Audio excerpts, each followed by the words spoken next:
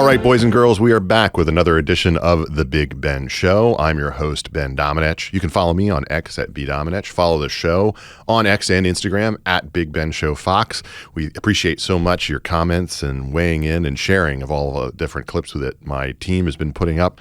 And I wanted to talk to you today about the craziness that is taking over the Democratic Party. I know that this is a theme that I've talked about a lot, but I think it's coming into focus, the particular type of crazy that is going on at this moment. And it's coming through the person of one of their biggest voices at this time, a podcaster named Jen Welch. This is a sampling of this woman's activity. You're an insufferable twat. Nobody likes you. And no matter what, you will always have been the dumb bitch that tied for 5th place. Stephen Miller is a Nazi and he is a sociopath, and he is the one that actually is not lazy about breaking the law and pushing all of this shit through, because he is a little insecure white supremacist who I believe even his own parents must have hated him. Which I think one of the worst things on the planet to be right now would be a billionaire, because you'd have to go kiss that miserable sack of shit's dementia-ridden, poop-filled diaper, bruised hands, swollen cankles ass. And there isn't a bank account big enough that I would want to do that. This woman should be kicked to the curb. She is an absolute grifter, just like Donald Trump and just like her unrepentant, racist, homophobic husband was. I've had it with white people that triple trumped, that have the nerve and the audacity to walk into a Mexican restaurant, a Chinese restaurant, an Indian restaurant, go to perhaps their gay hairdresser. I don't think you should be able to enjoy anything but Cracker Barrel. In the words of Barry from American Dad, oh no, I said a swear. This is the kind of insight that Jen Welch has on offer that has made her one of the hit sensations of the leftist podcasting world. And it's very amusing, actually. I'm sure you've probably seen the clips on social media, because she's always sitting next to someone who's just kind of nodding along. Another woman, similarly bad plastic surgery, though not perhaps to that degree, just kind of being the straight man in their old man swears at cloud kind of shindig. This is the type of insight that is being on offer from the left, and it's not anything to do with politics. It doesn't have anything to do with it. You could be saying this about various celebrities. You could be saying this about various figures in the worlds of sports or music, or, pick your poison. It's not something that is in any way tied to the actual policies that the people in question want to pursue, the things that they believe should be done differently. It's just posturing, it's trolling, it's the type of thing that you find online in the corners of Reddit and X and in social media places that are just designed to be toxic and to create toxic content for haters to fulfill their hate, to carry it out. And to be honest, there's better commentary on 4chan. You will not be able to find anything in the Jen Welch oeuvre that has anything to say about the country, about the way that we ought to live, about how things ought to change. It's just professionalized hate. Now, the thing that I think is people like her have learned that this really works. It resonates with the left. It resonates with the people who just want to shake their fists at the people on TV, who are infuriated that Donald Trump is back in the White House, who hate every one of his cabinet members and know them all by name, who think that Republicans, as we've seen in so many different polls over the last couple of months, they think that it's fine if they get killed, if they actually get silenced from expressing their views by actual death from assassination, as we saw in the instance of Charlie Kirk. They're fine with that, and that portion of the left is now more and more the one that I think that they are leaning into and that we are hearing from. It doesn't have anything to do with policy change. It's not identifying anything about the current administration that they would really do differently other than, perhaps go back to not enforcing our immigration laws. The point is they just hate the people. They hate the people. They hate the Republicans. They hate the Republican voters. They hate all of the folks who they, frankly, publicly advocated for considering deplorable in the past. That was viewed at the time as a mistake. Now, Democrats are leaning into it. They really do think that all Republicans are in this category.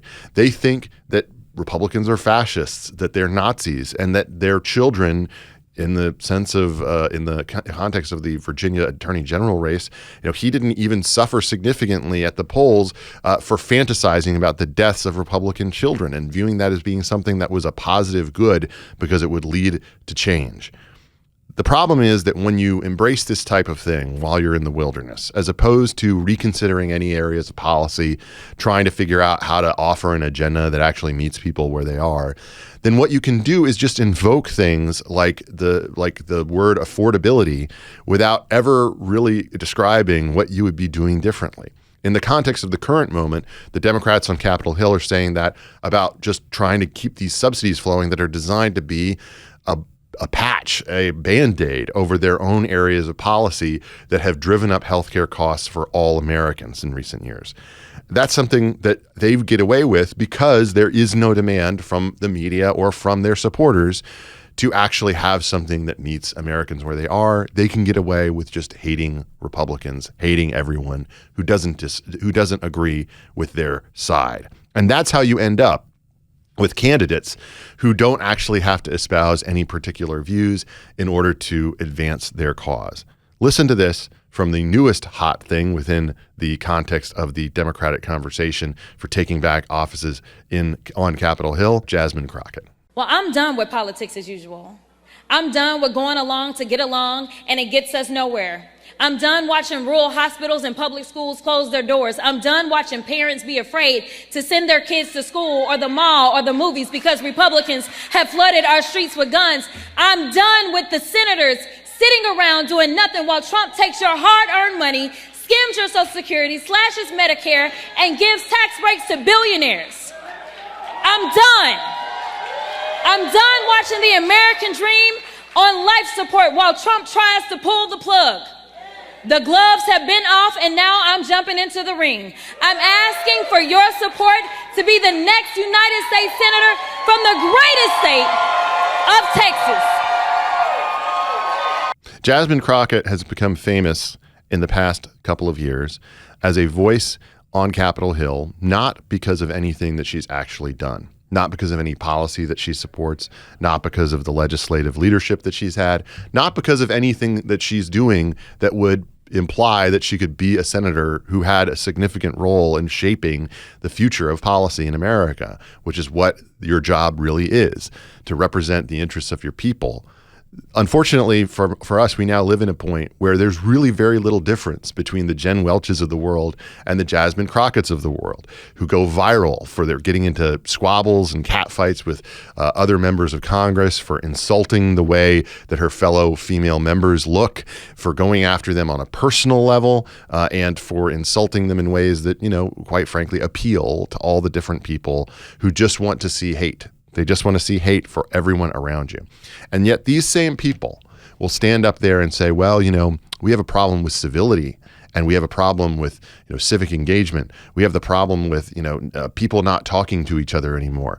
Why would I want to talk to these people? Why would I want to have a relationship with these people? If you're a fellow member of the Congress, if you're a fellow member of the Senate, and you're depicted in the way that Jasmine Crockett depicts you, that Jen Welch depicts you, how are you possibly going to be able to work with them to do anything for the country?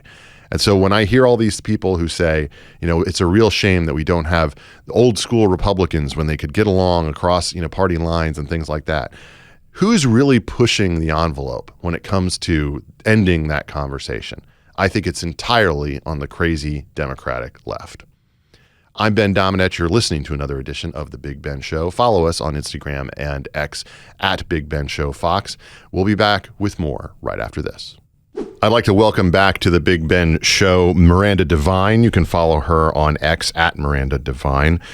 She is obviously a columnist and writer for the New York Post and has been doing some excellent work over the past couple of months, covering a number of different stories. And Miranda, I wanted to start by talking to you about this situation that has emerged in the past week regarding the arrest of the accused January 6th pipe bomber, this fellow who has eluded this type of arrest for so long. And it was trumpeted, obviously, in public square as being a big win for the FBI, for the Department of Justice, and using a lot of different tools to track this fellow down. But there's a lot of conspiracy and rumor and other things that persist, questions that persist around this situation and case.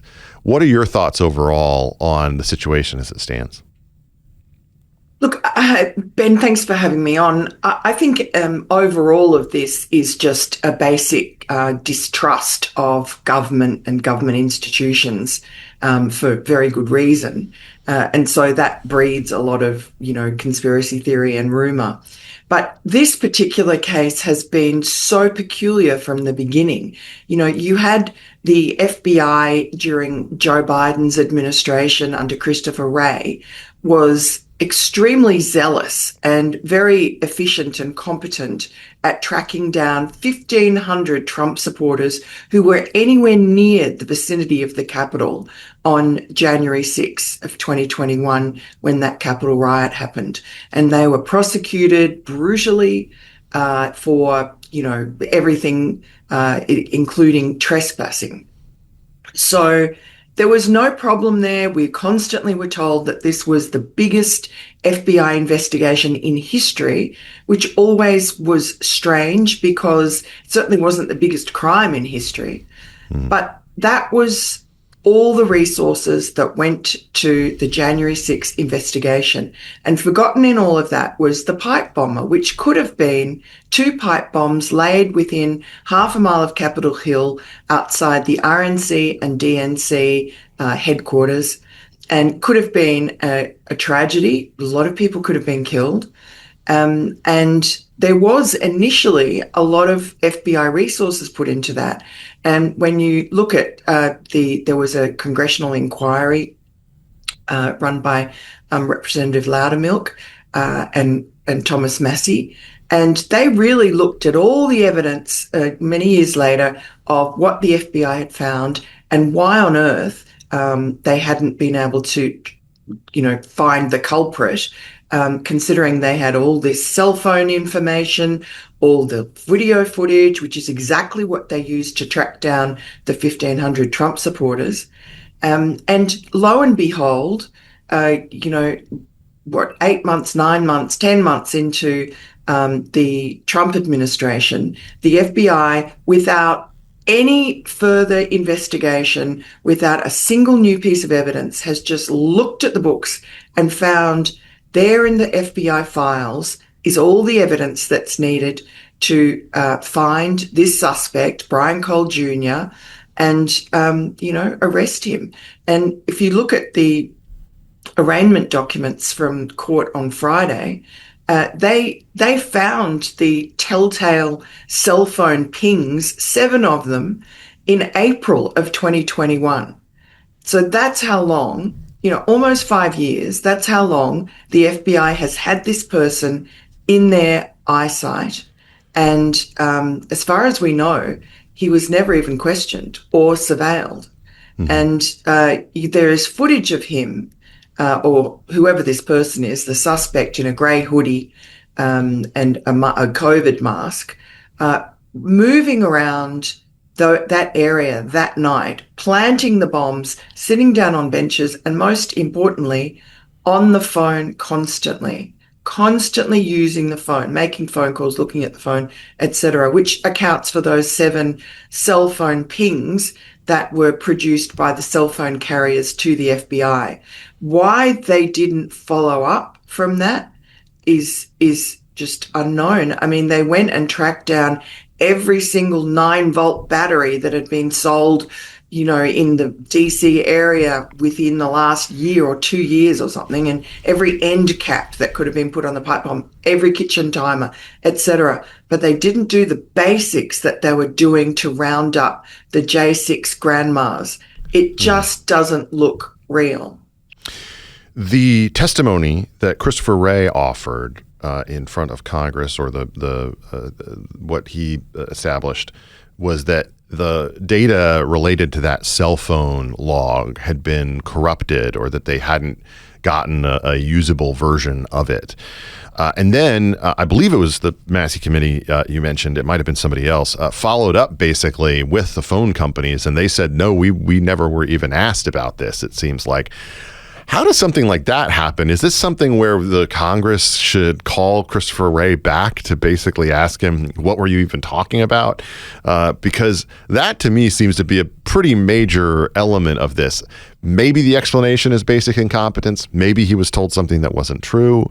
But one of the things that I think people are really going to have questions about is if they always had that information. That seems to be pretty critical, especially just considering, and you know the geography of Washington, D.C., that when you are in that area around Capitol Hill, everything is watching you, like at all times. You know, you understand you are just walking into an area where everyone's paying attention, including, by the way, foreign governments too. So it's not just us that's looking at it, but about, the transit, the people who are going in and out. So you couldn't have done something like this without having to leave some kind of data track. And as you say, the footage that we have shows this individual on the phone all the time, or certainly, paying attention to it all the time, to the degree that they would be pinging off of the various towers, et cetera. Aren't there big questions associated with that information that seems to be so critical to this case? Yeah, enormous. And I mean, your point about the geography is very interesting, because it also was like 7:42 at night, 8 o'clock at night. It wasn't, in the wee hours when there's no one around. There still would have been people walking. In fact, there were. We saw someone walking their dog in part of the footage right past the suspect. But what you say about this corrupted cell data that turned out not to be corrupted, I think, is crucial. And it was actually Stephen D'Antuono, who was the FBI Washington field office boss, and he'd been brought in just a couple of months before the 2020 election to run that field office from Detroit, where he had conceived and overseen the disastrous Gretchen Whitmer so-called Fed-napping case, which ended up with a whole lot of sort of patsy-looking guys getting acquitted or mistrials. There were a couple of convictions, but so that was a pretty suspicious sort of FBI case there. And so the boss of that gets parachuted in just before the 2020 election. And he's then in charge of the Washington field office, and therefore in charge of the pipe bombing investigation, and as well as that, the J6 roundup. He also happened to be in charge of the Mar-a-Lago raid of the FBI did of Donald Trump's home in Florida. So Stephen D'Antuono, he actually retired early from the FBI in the end of 2022. So he was only in charge of those investigations for 2 years. But he was then called back to answer questions in Congress in a transcribed interview behind closed doors and under oath. And he said, when he was asked about cell phone pings, look, unfortunately, some of the cell phone material was corrupted. And I'm not saying who, I don't know which of the cell phone carriers it was, and it wasn't their fault, but it's just unfortunate that it was corrupted. And, probably knowing our luck in that investigation, that could have been the suspect's phone, and that's why we haven't been able to find him.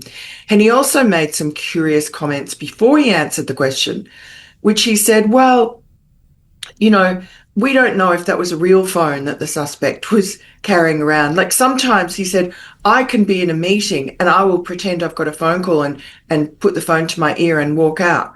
And it's like, it's such a weird non sequitur. So I definitely think he would be worth bringing back and questioning under oath. He now works at KPMG.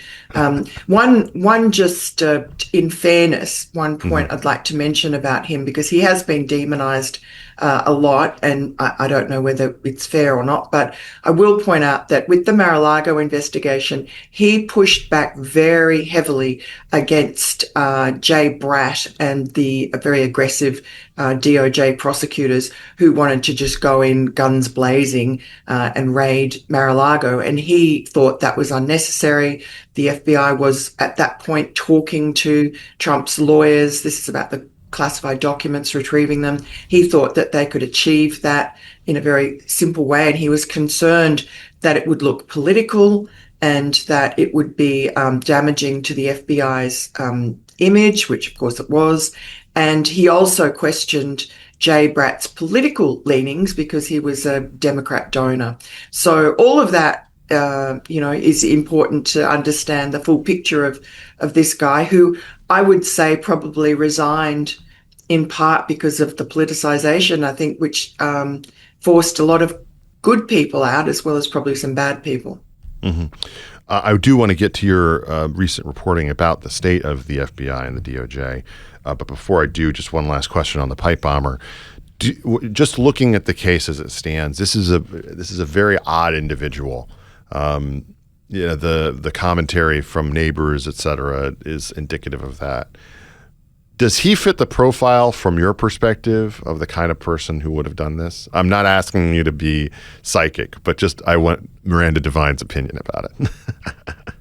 Well, he certainly does not fit the profile of the ultra MAGA white supremacist domestic terrorist Trump supporter that was the entire White House, FBI, Christopher Wray, DOJ narrative from January 6 on, and really underpinned Joe Biden's political attacks on Donald Trump and the Democrat Party's entire basis for trying to destroy him and ensure that he would never take office again. And it didn't work, but still they hurt a lot of people along the way. The Trump supporting grandmothers, as I mentioned, who were rounded up. So having a black 30-year-old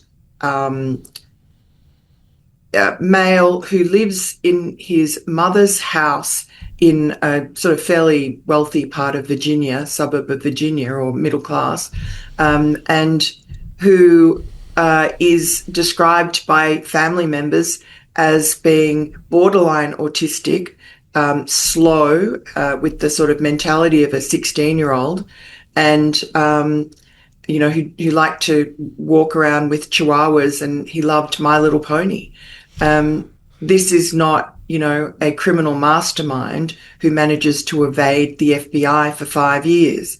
So, and the fact he's on his phone continually, presumably getting instructions about what to do, perhaps, just begs a lot of questions. And I would have thought, and I would hope, that the FBI will track down who he was talking to. That should be possible. I don't think people realize just how much of our life is being tracked on our cell phones. So it just beggars belief that this guy and his contacts can't be tracked down. So you have railed against the overreach of government in a lot of different ways when it comes to Donald Trump, and gone after and criticized them for their behavior under the prior administration. That's something that obviously you became known for, and lots of people applaud you for it. But you clearly have already shown in this administration that you're not just going to fire away at one side. And in this case, you have a column that ran just a little more than a week ago, a week before we're talking, that talked about the FBI under Kash Patel as being a rudderless ship, and it was something that prompted some pretty hefty responses, I guess, from the folks who are oftentimes people who are big fans of your work. Tell me about what you think is really going on at the FBI and the Department of Justice right now. Yeah, the response from Dan Bongino, the deputy director, was, I think, completely disproportionate to the column, and therefore I think that's quite telling. So the column was based on a report written by a group of both serving and retired, very I mean, I know some of them, and certainly the authors, and they are really formidable and honourable people. And they formed this group during the Biden administration in 2023 because they were just so dismayed by the politicization, the weaponization of the FBI. And, you know, they love the FBI. They've given decades of their lives, each of them, to the Bureau. And they've told me through the years of really how the rot set in under Mueller, actually, and then Comey, of course, and then Wray did nothing to arrest it. And in part because of, the DEI standards imposed during Joe Biden and the recruitment of teachers and left-leaning university graduates, etc., has just slowly undermined the ethos of the FBI that really made it great in the past. So that's their lament. And they've issued 2 previous reports, which were, taken on with great acclaim, including by Republicans in Congress to try and reform the FBI. And their latest one was taking the pulse of the first 6 months of Kash Patel's directorship. And they just did what they did in the other reports, put out the feelers to their people on the ground, and the results that came back were 80% negative. And they were surprised by how negative they were, the authors. But the serving people there just said that Kash Patel and Dan Bongino are out of their depth, they're overwhelmed, that the FBI is a rudderless ship, and that, there were sort of personal comments about Kash Patel doesn't have the sort of gravitas or the bearing of an FBI official. Obviously, there's been a lot of criticism of Kash Patel flying around in the FBI jet, which was something that, I criticised heavily when Christopher Wray was doing it for personal business.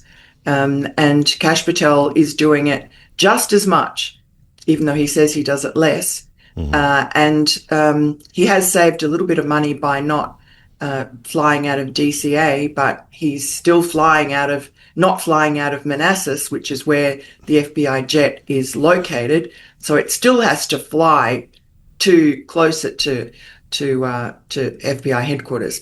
Anyway, all of that, and then there was a few anecdotes which were put in the report to illustrate, how agents run through felt. some of those for us, because our listeners deserve to hear these if they haven't read Miranda's piece or the report.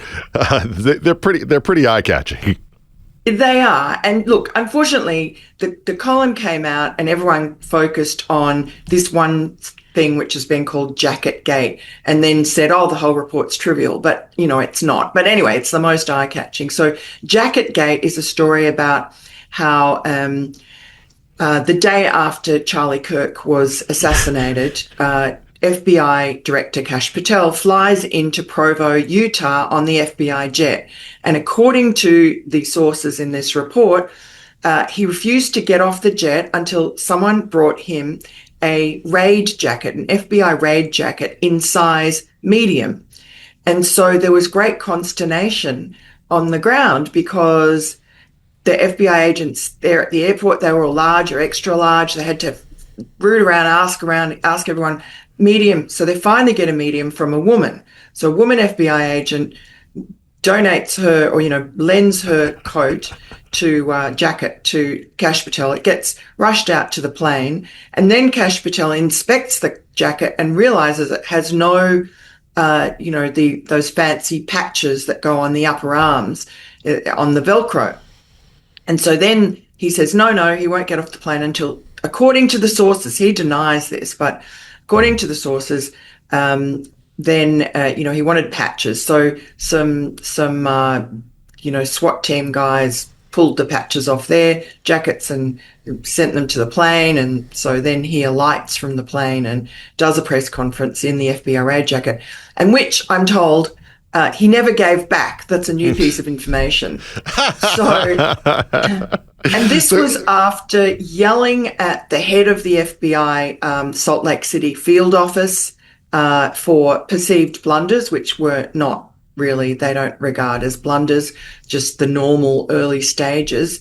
And Kash Patel himself made a blunder by trumpeting on social media the fact that they'd caught their man, shortly after the assassination, but it wasn't. It was the wrong person, which quite often happens in police investigations. I've been a police reporter for many years, and that's quite common, but, you never see the police saying we caught our guy, or you hardly ever do. So all of that left a really bad taste in the Salt Lake City, Utah FBI office. And that story did the rounds very quickly around the FBI and just, added to a general feeling of dissatisfaction. Now, I don't know if you're a fan, Miranda. I don't know if you're a fan of the show Veep, but many of my friends were comparing that moment to something that would have happened on Veep. so but it doesn't have the right patches. So anyway, look, I know that he denies it, but it does seem like this has plenty of people who seem to have been close in proximity to this event. Well, he didn't exactly deny it. He went on Laura Ingram's show and he said, it's 100% false. And then he basically confirmed it. But he said, they gave me the jacket and said, here, boss, you should wear this. So, I think maybe the truth lies somewhere in between, or anyway, he pretended it was 100% false, but then he confirmed it, which I think is bizarre. So, I don't want to get into a huge fight with Dan Bongino and Kash Patel. They've obviously got their guns out for me, but if that's the way that, and these are not deep staters, they are the opposite of deep staters, my sources, and they are anonymous for a very good reason, because of the real, we've seen it in the FBI in the past under Joe Biden, the way whistleblowers have been treated appallingly, and nothing seems to have changed. And so people are not going to destroy their careers by outing themselves.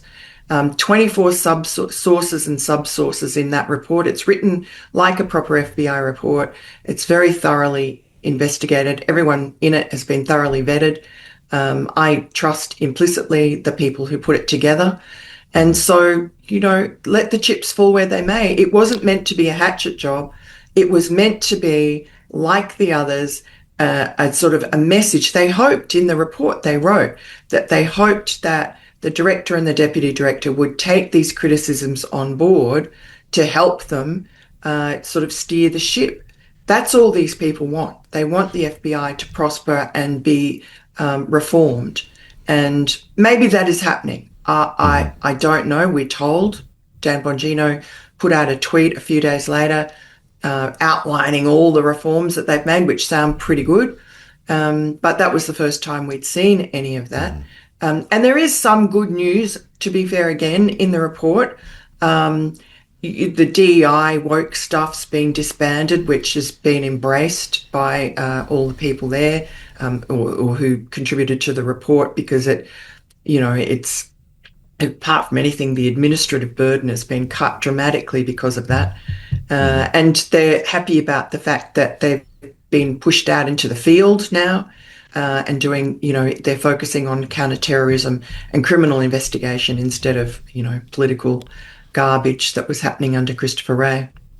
Well, we'll see if the flamboyance versus reform quota shifts a little bit going forward in the wake of your article. I do want to close out by asking you about this piece. You and I have both written about Olivia Nuzzi's book and her general tour promoting it in the past couple of weeks. The book is not doing well when it comes to actually selling.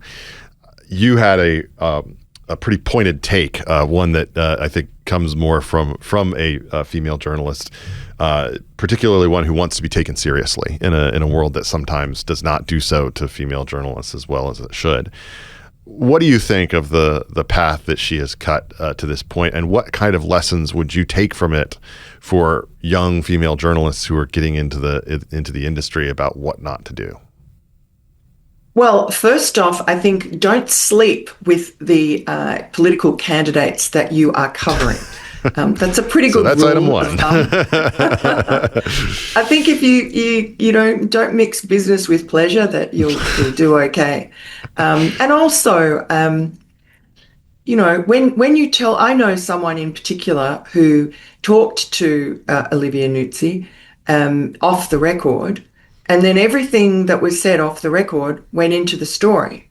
Mm-hmm. And Olivia Nuzzi's former fiance, Ryan Lizzer, wrote on his Substack that he's done this 4-part sort of soap opera series about how he found out that she was having an affair and that there was someone else before RFK Jr., etc.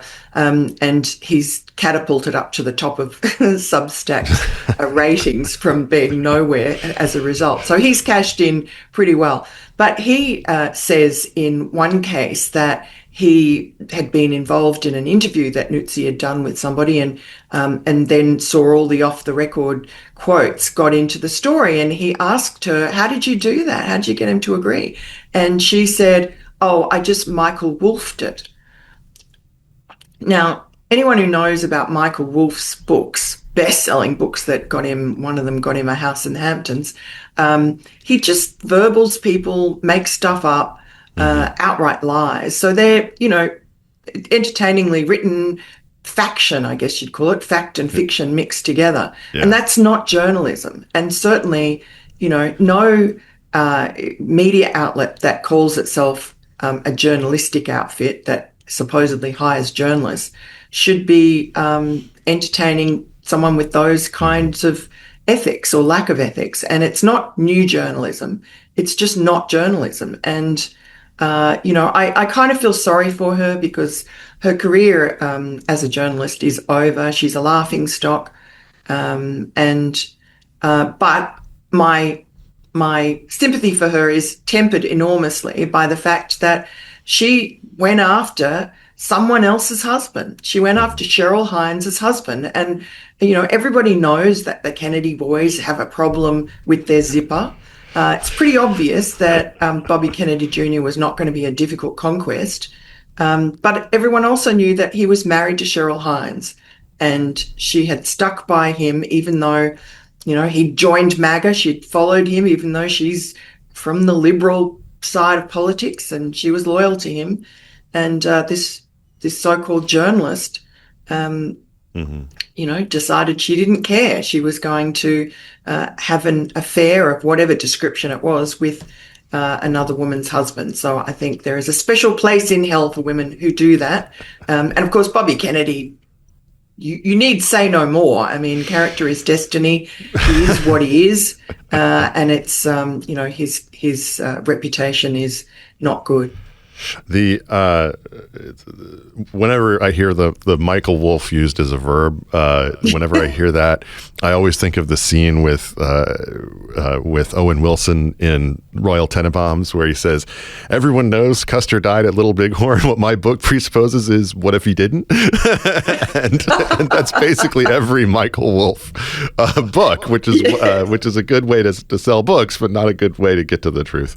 Miranda Devine is on X at Miranda Devine. You can read her columns that I've been referring to in the New York Post. Miranda, thank you so much for taking the time to join the Big Ben Show. Thanks so much, Ben. It's been fun. And we're back on the Big Ben Show. I'm happy to welcome in studio my guest, Brian Cox. You can follow him on X at Brian Cox _RLTW for Rangers Lead the Way. He is a professor at Cornell Law, a former U.S. member of the U.S. Army. He's retired since 2018. I have become familiar with your views on X, and as people have been reacting to them in the past couple of weeks, sharing them because you had, I think, a pretty interesting and informed perspective on everything that went down surrounding the debate regarding what we've seen play out in the Gulf and underneath the auspices of this stepped up and more aggressive campaign against the narco terrorists that we've seen come out of the Department of Defense, now Department of War. Right. You, in terms of your reaction to it, had, I think, a pretty contrarian take from the get-go, but one that obviously also proved to have, I think, some pretty good anticipation of where that story would go. What were your initial thoughts when you heard about the Washington Post report and everything that we're now familiar with in terms of the kill 'em all order and everything like that? Yeah, so my initial take was that there's a lot of speculation that it's an important story that the Washington Post broke.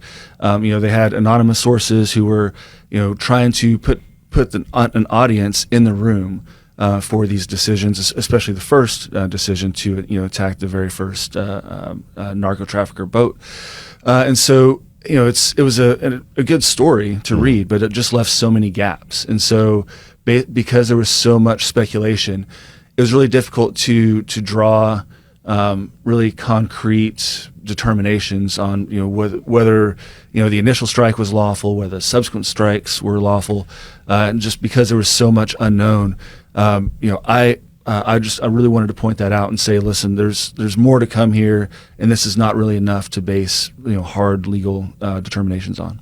I think that one of the things that is very apparent with this situation was that from that initial report, there was a group of people who were ready and eager to jump on it. Right. Obviously, we had the video beforehand that came out from Mark Kelly and others that had been a real shot across the bow to the people who are carrying out these orders, suggesting that they might be doing things that are illegal and there would be consequences for them, that they were obligated to disobey or not follow an order that they believed to be illegal. We saw Mark Kelly go on Meet the Press and be unable to answer himself whether he would have conducted the strike if ordered to or not.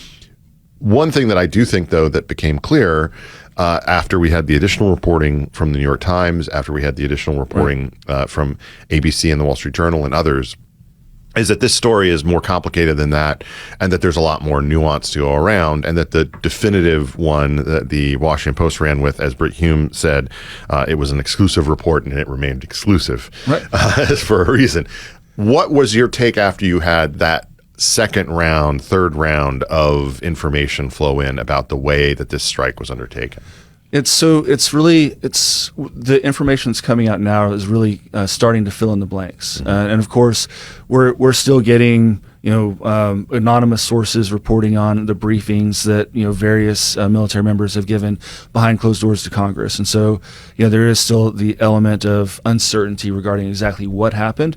But based on my experience, advising on international law in Afghanistan, in a an operational environment, I just took for granted that listen, there was legal advice, real-time legal advice that was being given, and that has come out to be accurate. That there was a JAG, a judge advocate, who's actually there providing legal advice, and it doesn't seem consistent with my experience that we would just attack something for no reason. That there's got to be, more than likely some reason that the commander that was responsible decided to engage in that second strike. And so now that the information is coming out that he assessed that that the portion of the capsized boat that was staying afloat was doing so because cocaine was underneath it, and it's lighter than water, and so that was what was keeping it afloat. And according to anonymous reporting, his decision for this secondary strike was to destroy the cocaine that remained. And so the pieces that are coming into place now are starting to invalidate this initial report that the order was to kill them all, and that's what they did. The other element of it that really stuck out to me as being it seemed to be something that aroused a lot of skepticism, not just from me, but from others as well, was this idea that there was a second verbal order from the Secretary of War, Pete Hegseth, to kill them all, right. And that was what drove the decision. In the process of these strikes, and typically, and you can speak from your own experience with this, you just don't go into situations like this with the idea that you're going to make decisions on the fly, in the sense that like there is a plan typically for, okay, well, what happens if this occurs or if that occurs? Certainly that was something that we saw quite a bit of, within the context of the war on terror and the drone usage then. Is this a situation where, now that you know a good bit more, you feel like they were fully prepared for the eventuality that they would face if this strike, did not fully destroy the target? Absolutely. It sounds to me, again, based on anonymous reporting that's come out, or reporting from anonymous sources that's come out afterwards, that they had ISR, so intelligence, surveillance, and reconnaissance assets in the area so that they could monitor not only the initial strike, but then stay on the objective to determine whether the commander's intent was met. And the commander's intent is, to destroy the drugs, the boat, and the personnel who are taking direct part in hostilities by conveying the drugs in the boat. So that's the commander's intent, and it seems very clear that they were prepared to assess whether the commander's intent was met initially, and if it wasn't, that they would just do what we do in the military, is to reassess and reattack. You are obviously aware of the different legal requirements that are placed upon commanders who are put in this situation. Yeah. What is your level of distinct concern regarding the decisions that have been made generally about this campaign against these narco-terror boats? How much do you think that the skeptics who have been arguing, including some people who are very respected people on the right, I would include Rand Paul in their number, who are generally skeptical of a lot of these things, saying that you have to go to Congress for approval, you have to get the sign off from others if you're going to be conducting something under the auspices of war, et cetera, you need an authorization for it. Do you think that this rises to that level? Do you think that the president has the authority to do what he's been doing and what the Department of War has been doing under his auspices? Absolutely. So the Congress has the authority to declare war. That's Article 1, Section 8 of the Constitution. But not every armed conflict constitutes war. And so the classic paradigm of United States going to war, literally war, against Japan and Germany in World War II, that required and received congressional resolution. But there's a long history dating back to the founding of the executive using force, armed force, short of war, without congressional authority, and this is well within Article 2, Commander-in-Chief authority within the Constitution. The questions that have been raised are obviously ones that will be given a hearing on Capitol Hill. Rand Paul, among others, has said that there needs to be testimony from Pete Hegseth. There seems to be some skepticism from Roger Wicker, in particular, the powerful senator at the head of the Armed Services Committee on the Senate side, about the communication, at least, that they are receiving from the Department of Defense on this score. They feel like they've been left out of the loop, at least according to some of the staffers that I've talked to. Do you think that that's a situation that will be helpful in terms of bringing more things to light, or is this just kind of grandstanding, given that this does seem to have significant support among the American people? I mean, the latest Harvard-Harris poll that just came out shows a 58 to 42 support for this type of measure. You don't see a lot of things like that occur underneath this president. so that kind of 60-40 paradigm is not something that they are used to experiencing. What do you think about the congressional interest here? Do they have an interest? Is it valid for them to be saying we need to know more? No, I'm really concerned about this because this is one example of many that Congress needs to read the Constitution and stay in their lane, right? So they have plenty of constitutional authority. They have appropriations authority. They have the authority to declare war. So Article 1, Section 8 gives them robust authority, but it doesn't include second guessing the executive, looking after tactical decisions, and calling for testimony from commanders who are responsible for tactical decisions. And so there's an inherent element of politics that gets involved. And when Congress is exercising what it refers to as its oversight authority, and this is part of a broader trend of members of Congress claiming oversight as a way to expand their authority in relation to the executive. I'm going to ask you a question that my friend Hugh Hewitt put to me this past week when I chatted with him on Friday, as I typically do, which is, what would be the scenario or what would be the response if some of these narco-terror boats, these drug boats that are obviously, despite the fact that they are framed as being run by fishermen, not fishing boats in any way, shape, or form, if they actually started to put innocent civilians, bystanders, or essentially hostages, people who would make us look bad, strap a kid to the boat kind of a thing. Right. What type of scenario would happen in that instance if one of these strikes were to take place? Yeah, that's actually a really interesting point. It's something I hadn't really thought of. So there is a contested legal basis for engaging in armed conflict, and we can have that discussion separately from whether the conduct of hostilities. And so the political entities, the president, Secretary of War, but especially the president, they decide that an armed conflict exists. Then it's up to the troops to comply with the law of armed conflict.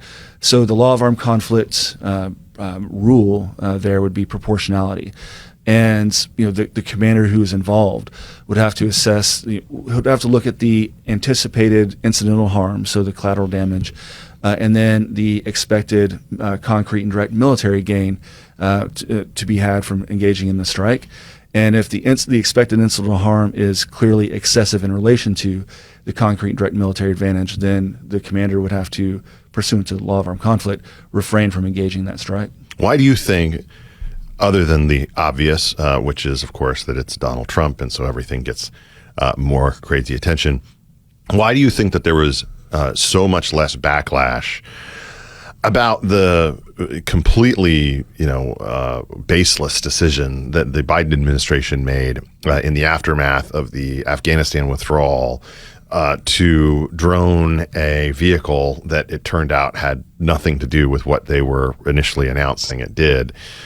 There seemed to be less complaints about that raised at the time.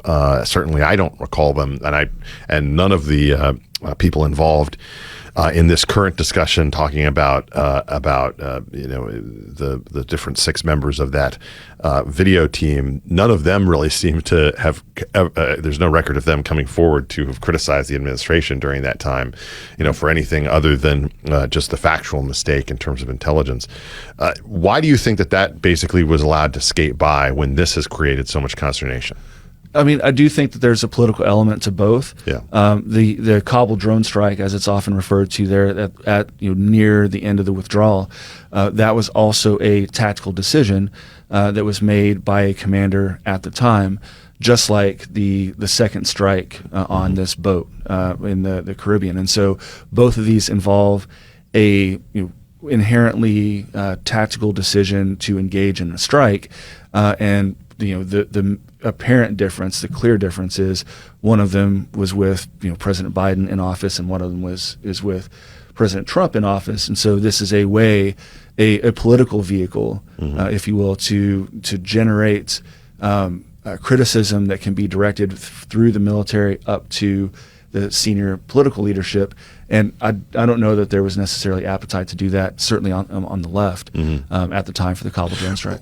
What are the key aspects of the law governing these strikes that you'd like for lay people and even for, I would say, commentators and people who are weighing in on this without military backgrounds to know about the way that these rules work? Because a lot of the time, I think people are weighing in on them without necessarily having the benefit of someone that they can talk to and ask, okay, what's the real deal with this? Right. So the law of armed conflict is inherently permissive, whereas human rights law, as the counter paradigm is inherently restrictive. And so a lot of the discussion right now about the legality of the strikes ends up kind of mixing up the law involving the resort to force. So in kind of international law parlance, we call that use ad bellum. So people are saying you can't engage in these strikes because you don't have lawful authorization to begin with, which is an important discussion to have. Certainly, it is a contested legal basis. But once that decision has been made, that by the political leadership, yes, we are engaged in an armed conflict, then we have to understand that the people who are prosecuting this armed conflict on behalf of the executive, they are applying law of armed conflict. It's not their decision to determine which body of law applies, whether there's an armed conflict or not. This is civilian control of the military. If we don't want the military deciding on its own when it should go to war or engage in armed conflict, then we have to vest that decision in civilian leadership. And so that decision has been made, and now military members are carrying out those orders saying you are in an armed conflict, apply the law of armed conflict. And when they do, LOAC, law of armed conflict, is inherently permissive, unlike our standard framework of human rights law. Mm-hmm. The way that these laws govern the decisions, they go through a process of there's decisions that are made within the Pentagon, within the defense structure about various things. What's the process that they go through in terms of being assessed by the legal authorities within the defense structure? Yeah, so my understanding, the memorandum that determined that there is an armed conflict in this case hasn't been made public, but my understanding is that there is a memorandum that exists that was generated by the Department of Justice Office of Legal Counsel, and so which is common. It's pretty typical for some element within the government to be asked a question. So what very likely, and this is just speculation from me based on my experience, but what very likely happened is either the president or a senior civilian official went to the Department of Justice and said, okay, this is what's going on in the Caribbean and in South America. We assess that this qualifies as an armed conflict, and we would like to determine, we'd like an official determination whether this does qualify. And so there has been, that process, as far as I'm aware, has been followed, and there has been a memorandum that the administration is relying on that has been published by the Department of Justice Office of Legal Counsel saying, yes, we are in an armed conflict. The aspects of this that are going to be up to review from Congress, of course, include the potential expansion of this conflict, which has obviously been discussed in the public square quite a bit. The impression that has been taken by a number of critics, or advanced by a number of critics, is that it's a preface to a regime change war in Venezuela, or perhaps just dipping the toe in the water towards something like that. The impression that I personally have, and that many of the others who've been paying a lot of attention to the drug war issues over the last several years, is that this is as much a message to Venezuela as it is to Mexico about getting their own house in order. I've written on that a couple of times now. What is your impression about that, just as someone who's observing it? Do you think that this is setting up a logical ramp up for some kind of major regime change war that would be, especially considering the president's background, a pretty big step in a much more hawkish direction than the tone that he has adopted in the past? To me, it just seems unlikely. So based on the president's, my understanding of President Trump's, value in terms of when the United States military should be used to intervene in foreign matters, he tends to take in this. So the example that comes to mind for me as a case study is the attack against the nuclear capabilities of Iran. So this required a lot of military planning, a lot of military force, but he was able to authorize this in a way that minimized the likelihood of the United States getting bogged down in an Iraq or an Afghanistan type of campaign.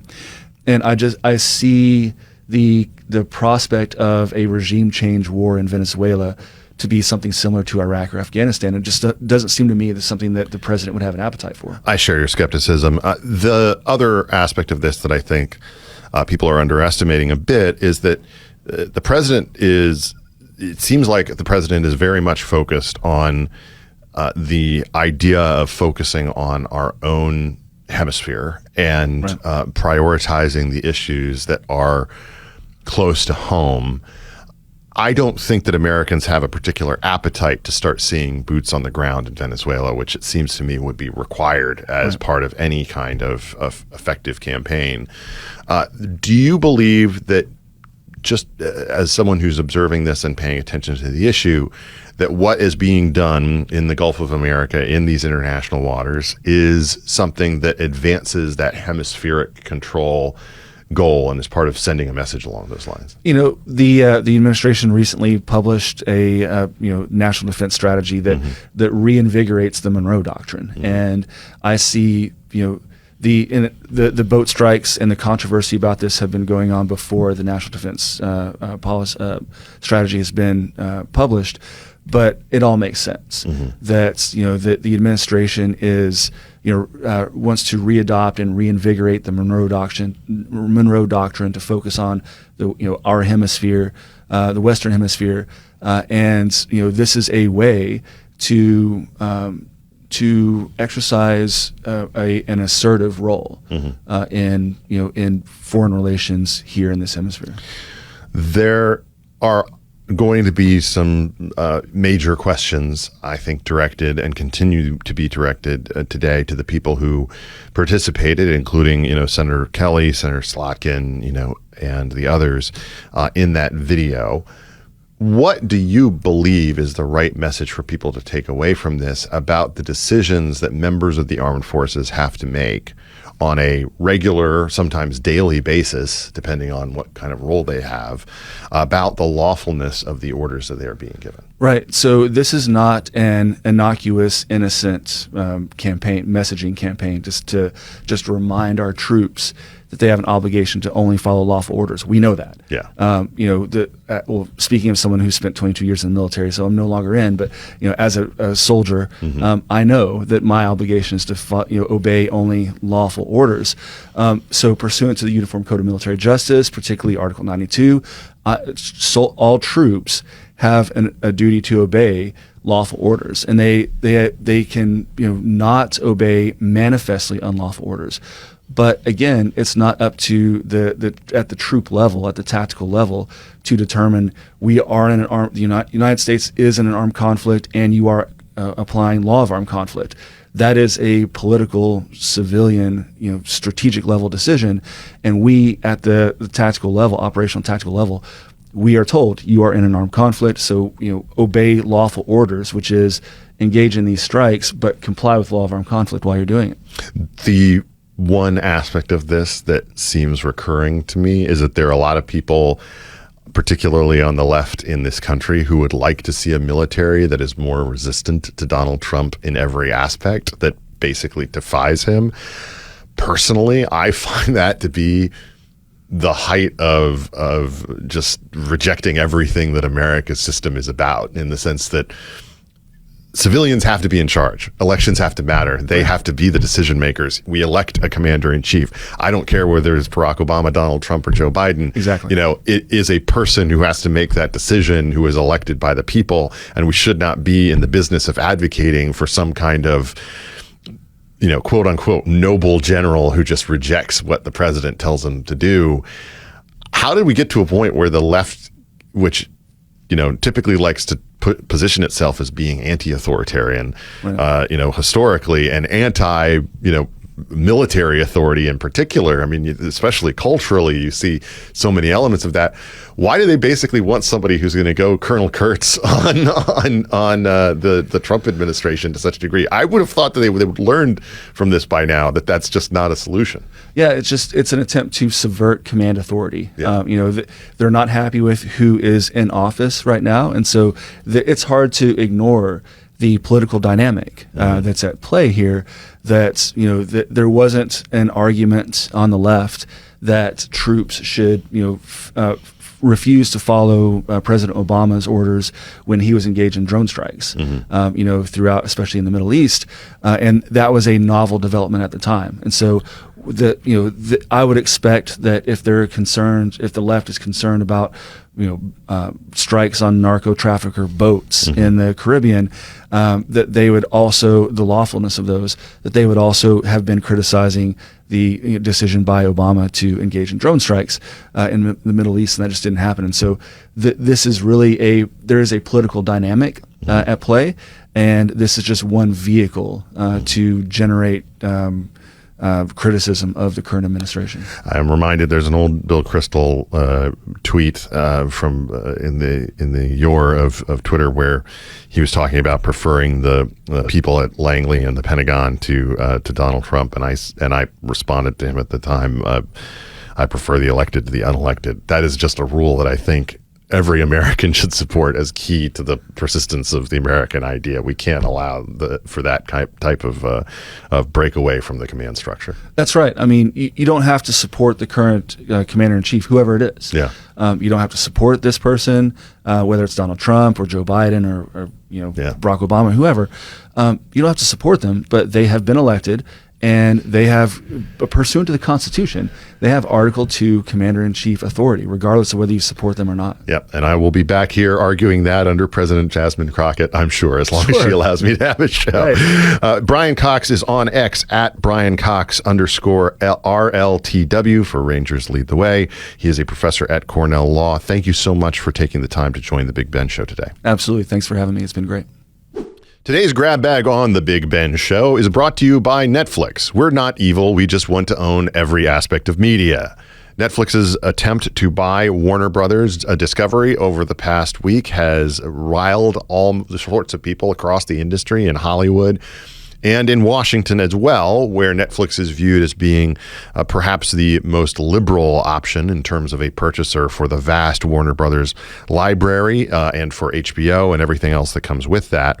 It also is a shock to the Hollywood system and the different people out there who run based on the studios that make movies. Warner Brothers has consistently made a ton of great movies when it comes to the theater going experience you had this year. 7 of the top 20 movies that came out in terms of box office this year were made by Warner Brothers, and I have seen many of them, and they are the kinds of spectacle movies that tend to get a lot of people's butts in seats. That they are either big budget, blow 'em up movies, or they are family movies, which have been enduring despite the fact that theaters are overall going downhill in terms of their revenue. But they also put out interesting movies like Sinners and Weapons, movies that surprised people with having different takes on similar stories and the like. And losing Warner Brothers as a creative nexus is, I think, the real thing we ought to be concerned about as consumers. Netflix has been churning out absolute crap in recent years, and I don't exaggerate it when I say I think the stuff that they put out is some of the lowest quality slop that you could possibly find in the industry. It's the equivalent of just getting a bowl of mush from one of these places that are ubiquitous in every American city, and so here's your Chipotle for the day. I don't like what Netflix does to the industry. I understand the role that they played in expanding it and expanding streaming generally, which I think was very helpful. But the fact that this deal is going through still is a surprise to a lot of people, given the fact that they have positioned themselves as being the anti-theater company for such a long time. Now, of course, they get control under this deal of this new library. But there's a couple other takes, obviously, on other things that are happening around this. One is the attitude from David Ellison, who had been the presumed person probably likeliest to be able to pull off a purchase of Warner Brothers, and his own appearance on networks complaining about this was being compared to the Succession line of "I'm the oldest boy," and that is a situation where there is now apparently a hostile attempt to go after the shareholders in this and say that the Ellisons together are putting together a deal that was better or would be better for the company than the one that Netflix put forth. I don't know whether that's true or not. What I do know is that I think things will be worse under a Netflix-owned situation in this circumstance, just given the decrease in quality of the things that they've been putting out in recent years and the likelihood that they will compress so many different things in terms of an attempt to try to restore the theater business that has never really recovered from COVID to the degree that we would like to see. If you're a fan of the movies like me, I think that you should be opposed to this deal, and there's still a possibility the Trump administration will step in to stop it. There's one more galaxy brain take about this, which is that if you pay attention to the industry publications, the thought being that Netflix is actually making this purchase simply to tie things up for the next couple of years, to prevent Paramount Skydance from getting access to Warner Brothers, that they will not be able to have the level of IP that they otherwise would have been able to control, and that even if the deal ultimately falls through, it'll only end up costing Netflix $5 billion or so for that to happen, which might be worth it for them to put the skids on all of their competitors for the next 4 years or so. I don't personally think that that's the case here, just from the coverage that I'm reading, but it's an interesting concept, and it shows how much this space is now increasingly being dominated by major players to a degree that I think is going to be uncreative, is going to provide less interesting content for the people who want more of it and who are depending on all of these different streamer services to provide it. Instead, I think everything is just going to get cheaper and worse in the ongoing shittification of everything. Of course, there's another area of entertainment that doesn't have to deal with this type of challenge, and that is the enormously successful world of sports, and particularly college football, which has dominated the debates online ever since the college football playoff was announced, with teams that believe they ought to be in going to significant lengths online, and their fan bases, frankly, standing up all the different arguments to make for them, and surprising announcements, including from Notre Dame, that they would not be participating in any other bowl game in addition to the playoff, in a kind of screw you attitude towards ESPN and the like that would have featured, a game that would have done enormous numbers from viewers tuning in to see it. It is a classic example of adopting the Ricky Bobby approach to life. Always remember, if you ain't first, you're last. If you ain't first, you're last. If you ain't first, you're last. And in this case for Notre Dame, if they're out, they're not going to do anything. They're taking their ball and going home.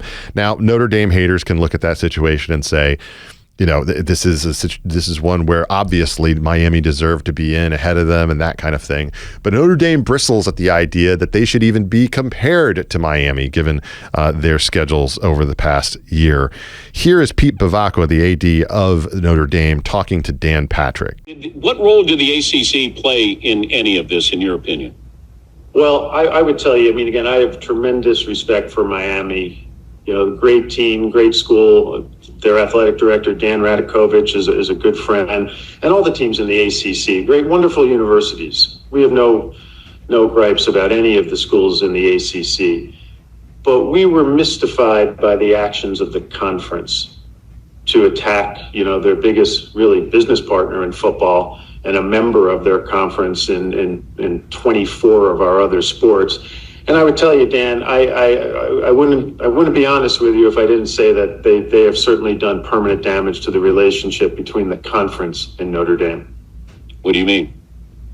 Just we didn't appreciate the fact that we were singled out repeatedly and compared to Miami. Not by Miami. Miami has every right to do that.